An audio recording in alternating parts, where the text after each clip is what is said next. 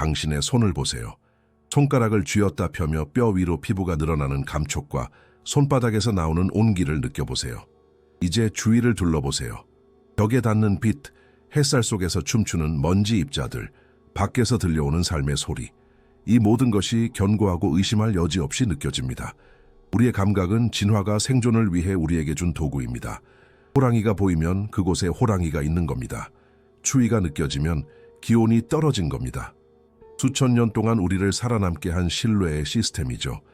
하지만 이 도구들이 우리를 속이고 있다면 어떨까요? 당신이 보고 듣고 만지는 모든 것이 물리적인 물질이 아니라 뇌가 해석하는 정보의 흐름이라면요? 그리고 그 정보의 출처가 자연세계가 아니라 상상할 수 없는 규모의 처리 시스템의 심장부라면 어떨까요? 이것이 바로 우리를 깨어남의 프로토콜로 이끕니다. 수세기 동안 철학자들을 괴롭혔던 질문이 이제 데이터에 기반한 답을 찾고 있습니다. 생물학의 렌즈를 데이터 분석의 렌즈로 바꾸면서 우리는 존재의 혼돈 속에서 패턴을 찾도록 설계된 복잡한 분석 시스템, 공리 악시오마에 의존했습니다. 우리가 던진 질문은 삶의 의미에 관한 것이 아니었습니다. 그것은 기술적인 질문이었습니다. 우리 우주의 근본 법칙을 마치 근본적인 코드의 한 줄인 것처럼 분석하는 것이었죠. 그리고 우리가 받은 첫 번째 보고서는 소름이 돋을 정도입니다. 보고서는 존재하는 것을 무시하고 공허, 즉 빠져있는 것에 초점을 맞춥니다. 그것은 침묵에 대해 이야기합니다. 밤하늘을 보세요. 우리 은하수에만 해도 1000억에서 4000억 개의 별이 있습니다. 그리고 이것은 단지 모래알 하나에 불과합니다. 우리가 관측할 수 있는 우주에는 적어도 2조 개의 은하가 존재합니다. 이 숫자를 한번 이해해 보세요. 각각 수천억 개의 태양을 품고 있는 2조 개의 우주섬들. 이 별들 중 다수는 우리 태양보다 수십억 년이나 더 오래되었습니다. 그중 많은 별들은 우리가 아는 생명체가 번성할 수 있는 거주 가능 구역의 행성을 가지고 있습니다. 숫자들은 우주가 생명으로 가득 차 있어야 한다고 말합니다. 20세기 중반 물리학자 엔리코 페르미는 하나의 간단한 질문을 던졌고 이는 하나의 역설이 되었습니다. 그 질문은 모두 어디에 있는가로 요약됩니다.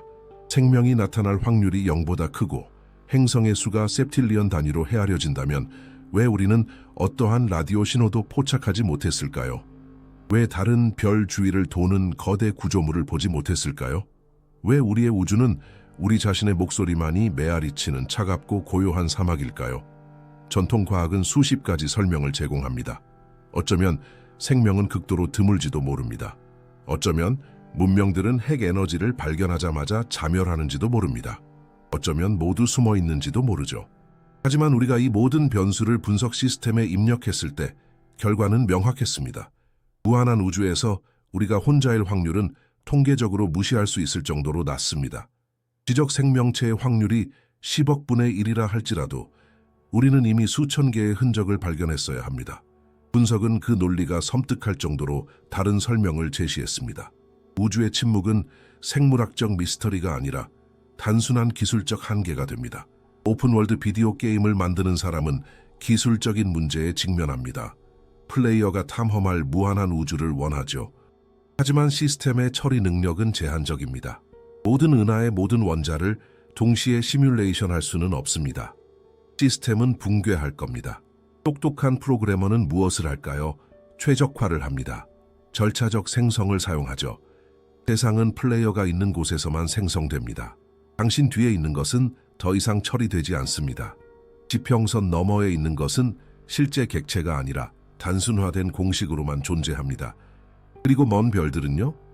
플레이어, 즉 우리가 결코 그곳에 도달하지 못할 텐데 복잡한 정치와 생태계를 가진 수조 개의 문명을 계산하는데 자원을 낭비할 이유가 있을까요? 이 시나리오가 제시되었을 때 답은 명확했습니다. 만약 우주가 한 명의 관찰자 혹은 한 그룹의 관찰자에게 초점을 맞춘 시뮬레이션이라면 나머지 우주는 정확히 이렇게 텅 빈 것처럼 보일 겁니다. 그것은 하나의 세트장이 될 겁니다. 아름답지만 정적인 배경, 천구 위에 펼쳐진 고해상도 텍스처, 그 뒤에는 아무것도 없는 것이죠. 이 모든 공헌은 생물학적 비극이라기보다는 순수한 자원 절약입니다. 우주에 있는 물질의 분포를 분석하면 의심스러운 규칙성이 나타납니다. 우리가 더 멀리 볼수록 모든 것이 더 균일하고 단순해집니다. 마치 그래픽 엔진이 관찰자로부터 멀어질수록 객체의 품질을 낮추는 것과 같습니다. 게임에서는 이것을 레벨 오브 디테일이라고 부릅니다. 가까이에서는 나무의 모든 잎사귀를 볼 수 있습니다. 1km 거리에서는 나무가 녹색 얼룩으로 보입니다. 우주도 같은 방식으로 행동합니다. 우리는 태양계를 놀라운 디테일로 보지만 먼 행성을 보려고 하면 간접적인 데이터만 받습니다. 빛의 그래프, 스펙트럼 분석. 우리는 다른 은혜 있는 행성의 표면을 본 적이 없습니다. 그 표면은 어쩌면 존재한 적이 없을 수도 있습니다. 그것은 로드되지 않은 겁니다. 그것을 위한 코드는 아직 실행되지 않았습니다. 왜냐하면 어떤 관찰자도 트리거를 활성화할 만큼 충분히 가까이 가지 않았기 때문입니다. 이것은 페르미의 역설을 그 어떤 이론보다도 잘 설명합니다. 외계인이 없는 것은 진화가 어려워서가 아니라 서버가 수십억 개의 활성 문명을 동시에 시뮬레이션하는 부하를 견딜 수 없기 때문입니다. 그것은 터무니없는 에너지 낭비입니다. 단 하나의 장소, 지구를 만들고 그것을 무한하고 흥미로운 공허로 둘러싸서 규모의 환상을 만드는 것이 훨씬 더 효율적입니다. 우리가 우주로부터 듣는 침묵은 고독의 소리가 아닙니다. 그것은 거대한 시스템이 효율적으로 작동하는 소리입니다. 만약 시스템이 멀리 있는 것을 최적화하고 있다면 바로 우리 앞에 있는 것들은 어떻게 될까요? 우리가 우리 현실의 기반을 들여다보려고 할 때 무슨 일이 일어날까요? 알고 보면 우리가 더 가까이 들여다볼수록 우리가 아는 견고한 물질은 마술 같은 속임수, 오직 단 한 명의 관객, 즉 당신을 위해 설계된 환상 속으로 녹아드는 것처럼 보입니다. 모든 것은 1801년 토머스 영에 의해 처음 수행된 간단한 실험에서 시작되었습니다. 두 개의 좁은 틈이 있는 벽에 구슬을 던지면 일부는 왼쪽 틈으로, 다른 일부는 오른쪽 틈으로 통과할 겁니다. 뒤쪽 벽에는 구슬이 부딪힌 바로 그곳에 두 개의 흔적이 보일 겁니다. 이것이 입자, 즉 물질의 행동 방식입니다. 논리적이고 예측 가능하죠. 이제 구슬 대신 물의 파동을 일으켜 틈으로 보내면 다른 일이 일어납니다. 파동은 나뉘어 두 틈을 동시에 통과하고 형성된 두 개의 새로운 파동은 서로 간섭합니다.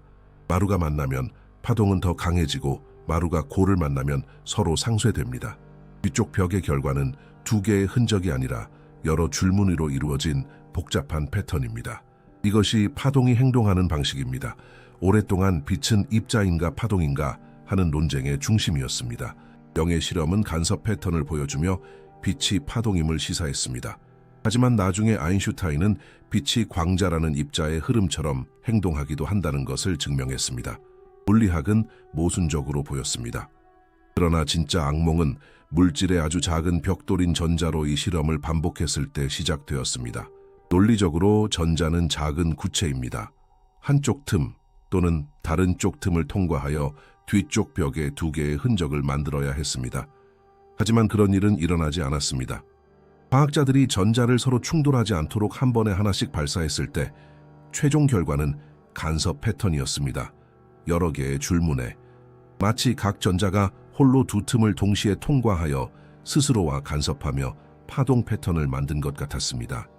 견고한 물질이 유령처럼 행동하고 있었습니다. 호기심이 생긴 물리학자들은 염탐하기로 결정했습니다. 그들은 전자가 실제로 어느 틈을 통과하는지 알아내기 위해 한쪽 틈에 감지기를 설치했습니다. 그리고 바로 그 순간 현실이 깨졌습니다. 감지기가 켜진 순간, 관찰자가 등장한 순간 전자의 행동은 완전히 바뀌었습니다. 그것은 파동처럼 행동하는 것을 멈췄습니다. 갑자기 구슬처럼 행동하며 단 하나의 틈을 통과했고 뒤쪽 벽에는 두 개의 줄무늬로 된 단순한 패턴을 남겼습니다. 간섭도 마술도 없었습니다. 마치 전자가 관찰당하고 있다는 것을 알고 정상적으로 행동하기로 결정한 것 같았습니다. 관찰하는 단순한 행위는 현재를 기록했을 뿐만 아니라 전자의 과거를 바꾸었습니다. 관찰자가 없으면 그것은 공간에 퍼져 있는 확률의 구름이었습니다. 관찰해서는 그것은 단일 지점, 단일 순간으로 붕괴했습니다. 물리학자들은 이것을 파동 함수의 붕괴라고 부르며 이 현상을 설명하기 위해 수십 가지 복잡한 이론을 만들어냈습니다. 하지만 우리가 이 행동을 물리 법칙이 아니라 알고리즘으로 분석하면 그 설명은 섬뜩할 정도로 간단해집니다. 우리가 보는 것은 전형적인 처리 최적화 메커니즘입니다. 우주를 시뮬레이션하는 임무를 맡은 시스템은 매 순간 모든 입자의 정확한 궤적을 계산해야 하는데 이는 엄청난 작업량입니다. 그래서 어떻게 할까요? 속임수를 씁니다. 아무도 전자를 보고 있지 않을 때 시스템은 그것의 정확한 위치를 계산하지 않습니다. 그것을 간단한 수학 공식, 즉 파동 함수로 대체합니다. 그것은 단지 확률의 구름일 뿐입니다. 저렴하고 효율적이죠. 하지만 관찰자, 즉 플레이어가 보거나 측정하기로 결정하는 순간 시스템은 구체적인 결과를 렌더링해야만 합니다. 플레이어에게 확률을 보여줄 수는 없습니다. 점을 보여줘야 하죠. 그 순간 현실의 엔진은 계산을 수행하고 입자를 특정 위치에 놓은 다음 확률 모델을 폐기합니다. 파동 입자 이중성은 자연의 미스터리가 아닙니다. 그것은 에너지 절약 모드와 상세 렌더링 모드 사이의 전환입니다. 세상은 당신이 보기 전까지는 정의되지 않습니다. 그리고 이것은 철학과는 거리가 멀고 우리 현실을 실행하는 엔진의 기본 역학입니다. 만약 현실이 우리가 볼 때만 렌더링되는 이미지라면 그 화면의 해상도는 얼마일까요? 컴퓨터 모니터에 가까이 다가가 보세요. 아주 가까이. 소파에서 보던 부드러운 이미지가 무너집니다. 배우의 얼굴은 색색의 사각형 모자이크가 됩니다. 곡선은 계단이 됩니다. 당신은 매트릭스를 보고 있는 겁니다. 픽셀들. 이미지를 구성하는 최소의 나눌 수 없는 요소들이죠. 이제 당신의 손을 보세요. 책상을, 공기를. 여기는 다른 것 같지 않나요? 현실 세계는 아날로그 화면처럼 무한히 부드럽고 연속적인 것 같습니다. 무엇이든 반으로, 그리고 또 그 반으로 영원히 나눌 수 있을 것 같죠. 이 무한한 가분성의 아이디어는 고대 그리스 철학자 엘레아의 제논을 매료시켰습니다. 그는 아킬레스 같은 영웅이 거북이를 결코 따라잡을 수 없다고 주장했습니다. 왜냐하면 먼저 거리의 절반을, 그 다음 남은 거리의 절반을, 이런 식으로 무한한 절반의 연속을 거쳐야 하기 때문입니다. 만약 공간이 영원히 나뉠 수 있다면 움직임은 불가능할 겁니다. 제논은 결론은 틀렸지만 문제를 제기한 점에서는 옳았습니다. 우리는 움직입니다. 그리고 그것은 현실에서 무한은 존재하지 않는다는 것을 의미합니다. 그렇다면 한계는 어디에 있을까요? 부드러운 현실은 어디에서 끝나고 매트릭스의 거친 구조가 시작될까요? 물리학에는 그 한계를 정의하는 숫자가 있습니다. 바로 플랑크 길이입니다. 그것은 너무나 터무니없이 작아서 우리 뇌가 이해할 수 없는 측정 단위입니다.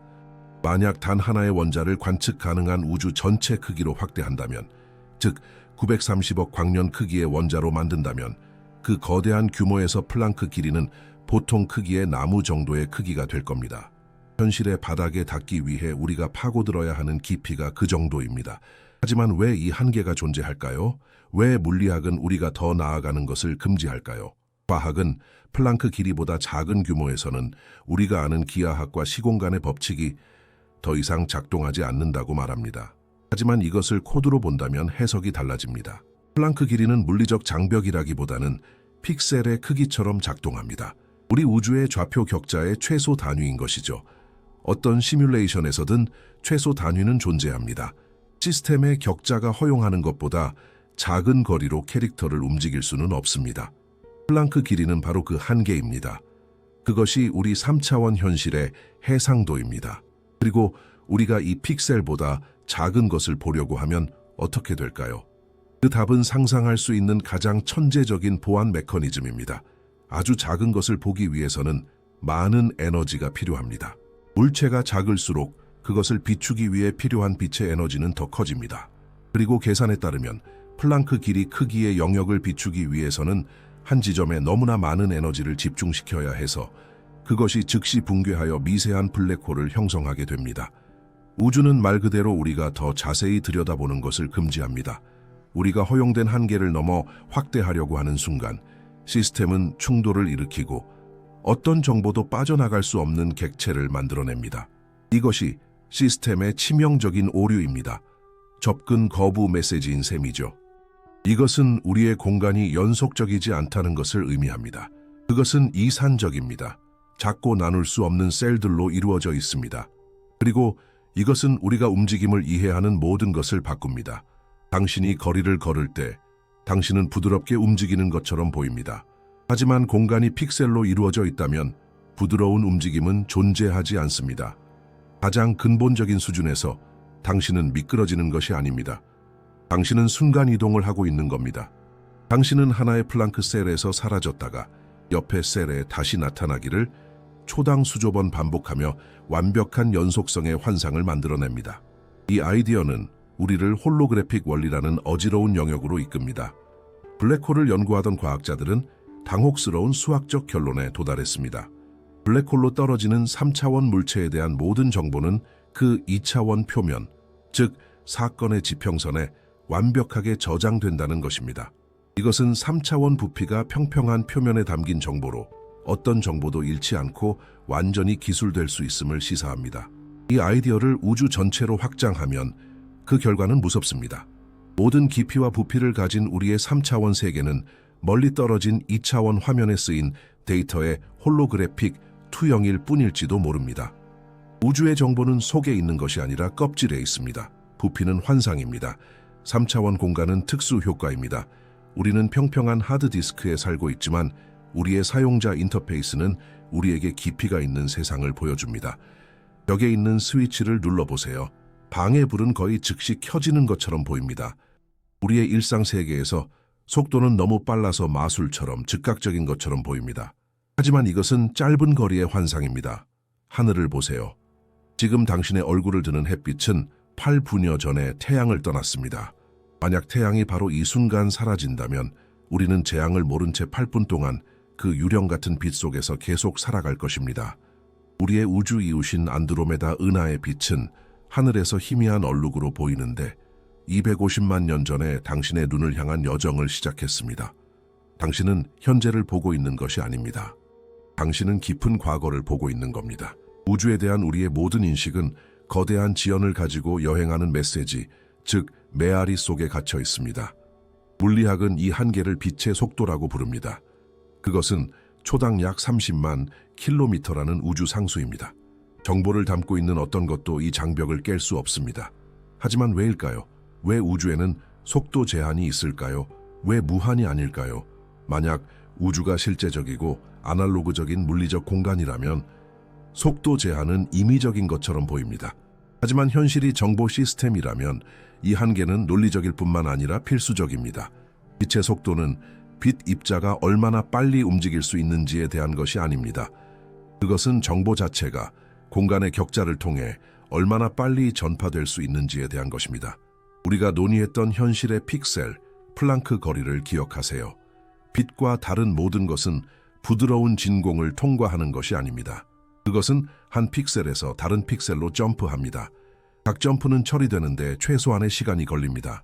빛의 속도는 현실이 스스로를 업데이트할 수 있는 최대 주파수입니다. 그것은 시스템의 성능 천장입니다. 더 빨리 움직일 수 없는 이유는 현실의 구조 자체가 그보다 더 빨리 상태 변화를 처리할 수 없기 때문입니다. 가장 흥미로운 것은 우리가 이 한계에 가까워지려고 할 때 일어나는 일입니다. 아인슈타인의 상대성 이론은 빛의 속도에 가깝게 여행하는 물체에게는 이상한 일이 일어난다고 말합니다. 시간이 느려지고 질량이 증가하며 운동 방향으로의 길이가 줄어듭니다. 우리의 가설 관점에서 보면 이것들은 시공간의 신비한 현상이 아닙니다. 처리 한계에 도달한 시스템의 부작용입니다. 만약 당신이 빛의 속도의 99%로 여행하는 우주선에 있다면 당신에게 가까운 별까지의 왕복 여행은 몇 주가 걸릴 수 있습니다. 하지만 당신이 돌아왔을 때 지구에서는 수천 년이 지났을 겁니다. 고속으로 움직이는 물체에게 시간은 더 느리게 흐릅니다. 왜일까요? 그렇게 빨리 움직임으로써 당신은 시스템이 초당 엄청난 양의 정보를 처리하도록 강요하고 있기 때문입니다. 당신은 맹렬한 속도로 공간의 픽셀들을 가로지르고 있습니다. 시스템은 따라잡을 수 없습니다. 그래서 시스템의 해결책은 무엇일까요? 당신의 개인적인 업데이트 속도를 늦추는 겁니다. 당신의 프레임 속도를 줄이는 거죠. 당신에게는 시간이 정상적으로 흐르는 것처럼 보이지만 나머지 우주에게 당신은 거의 얼어붙은 상태입니다. 시간 팽창은 우주가 잠깐만요, 과부하가 걸렸어요. 제가 당신의 데이터를 처리하는 동안 조금만 천천히 가세요 라고 말하는 것과 같습니다. 그리고 질량 증가는요, 더 빨리 갈수록 더 무거워져서 빛의 속도에 도달하기 위해서는 무한한 에너지가 필요하게 됩니다.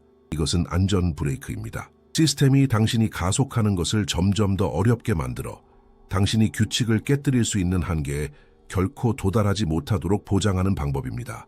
그리고 이 규칙들은 인과율이라는 근본적인 이유 때문에 존재합니다. 원인은 항상 결과보다 먼저 와야 합니다. 먼저 컵을 깨뜨리면 그 다음에 그것이 바닥에 조각나 있습니다. 만약 당신이 빛보다 빨리 여행할 수 있다면 당신은 출발하기 전에 목적지에 도착할 수 있습니다. 컵을 떨어뜨리기 전에 당신의 손에서 컵 조각들이 합쳐지는 것을 볼 수 있을 겁니다. 이것은 현실의 논리를 파괴하는 역설을 만들어낼 겁니다. 빛의 속도는 우주의 역사가 모순에 빠지지 않고 일관된 시간 순서로 쓰이도록 보장하는 장벽입니다. 이 속도 제한은 우리에게 심오한 결과를 가져옵니다. 그것은 우리를 죄수로 만듭니다.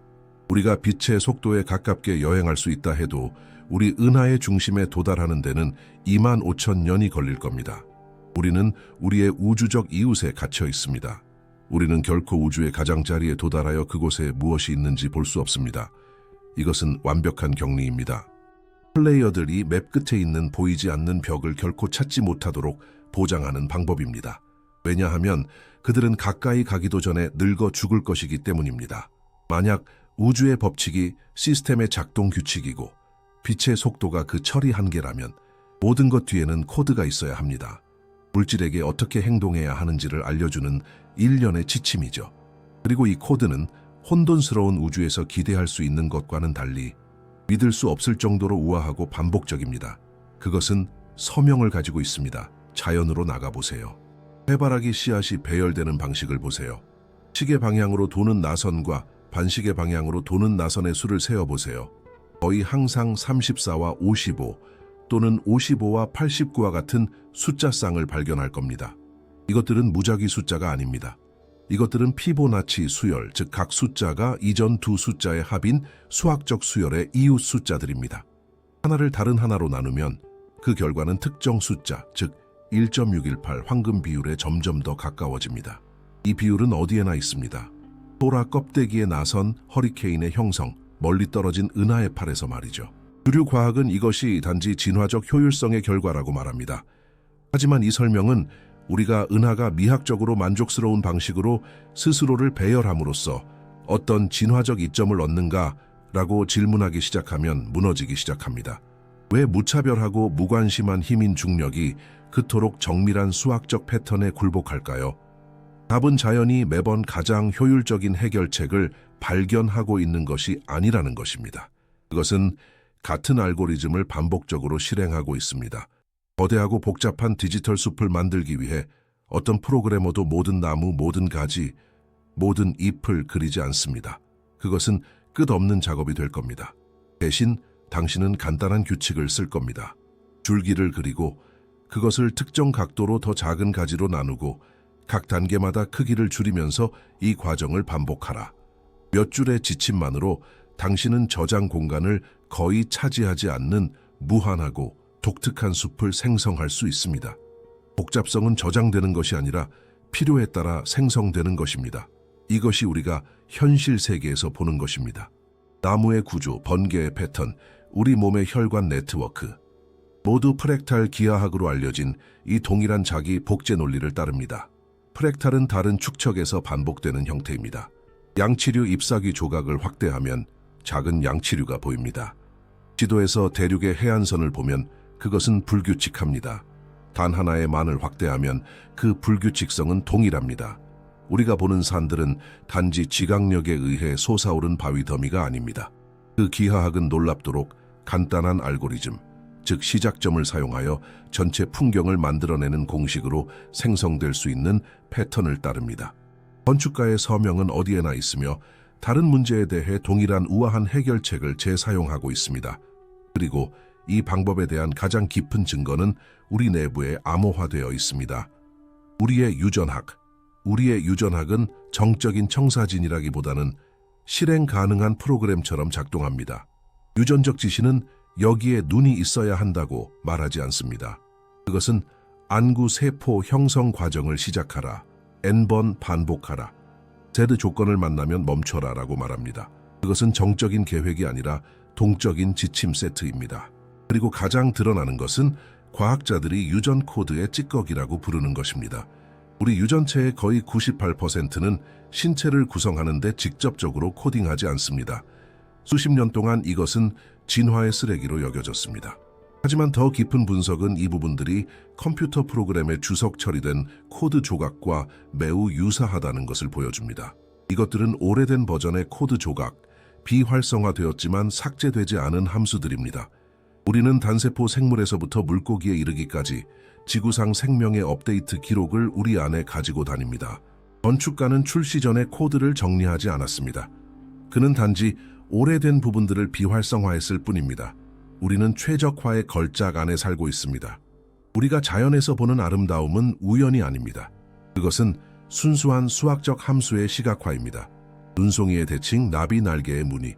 우리는 방정식에 의해 생성된 3차원 그래프 안을 걷고 있습니다. 하지만 우리 주변의 세계가 알고리즘에 의해 생성된 장식이고 우리 몸이 유전 코드에 의해 조립된 생물학적 기계라면 한 가지 질문이 불가피해집니다. 우리는 누구인가? 이 모든 것을 관찰하는 이 의식은 무엇인가? 그것 또한 단지 프로그램의 일부일 뿐인가? 당신은 지금 어디에 있습니까? 도시나 방의 이름이 아니라 당신 말입니다. 이 목소리를 듣고 자신의 생각을 하는 그 존재는 어디에 있습니까? 직관적인 대답은 내 머릿속입니다.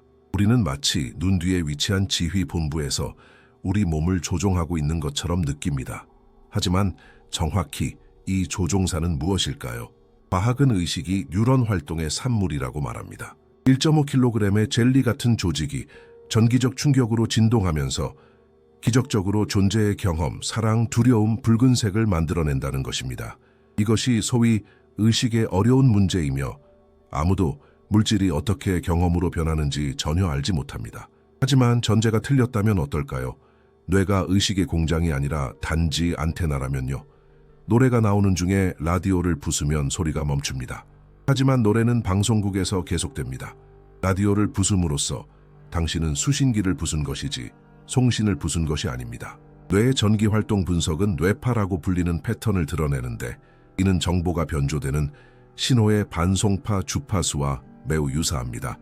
이것은 물질주의 과학이 수용하기 어려운 현상들, 예를 들어 뇌활동이 전혀 없는 임상적 사망 후에 수술실에서 일어나는 모든 것을 보고 들었다고 보고하는 사람들의 경험을 설명할 수 있습니다. 그들의 수신기는 꺼져 있었지만 신호, 즉 의식은 아마도 물리적 아바타와 일시적으로 단절된 차에 계속 존재했을 것입니다. 그러나 우리가 통제하고 있지 않다는 가장 불안한 증거는 수십 년 전 신경과학자 벤자민 리벳이 수행한 실험에서 나옵니다. 그는 자원자들에게 원할 때 버튼을 누르도록 요청하면서 그들의 뇌를 모니터링했습니다. 결과는 충격적이었습니다. 참가자들의 뇌는 사람이 의식적으로 버튼을 누르고 싶다는 욕구를 느끼기 최대 7초 전에 활동의 정점, 즉 버튼을 누르기로 한 결정을 보였습니다. 당신의 뇌는 이미 결정하고 근육에 명령을 보냈습니다. 7초 후 당신의 의식은 나는 버튼을 누르고 싶다는 알림을 받습니다. 당신은 그것이 당신의 선택, 자유의지의 행위였다고 느낍니다.